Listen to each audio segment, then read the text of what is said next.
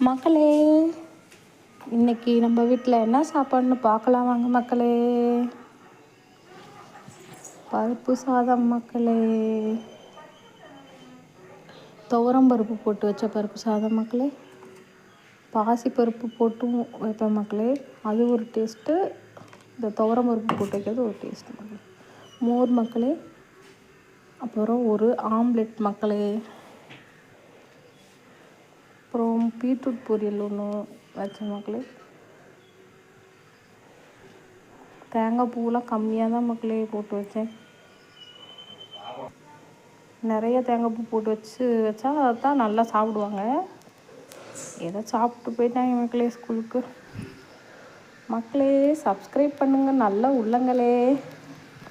Like பண்ணுங்கள் நல்ல உள்ளங்களே. கமெண்ட் பண்ணுங்கள். சப்ஸ்கிரைப் பண்ணுங்கள் நல்ல உள்ளங்களே. பாய் மக்களே.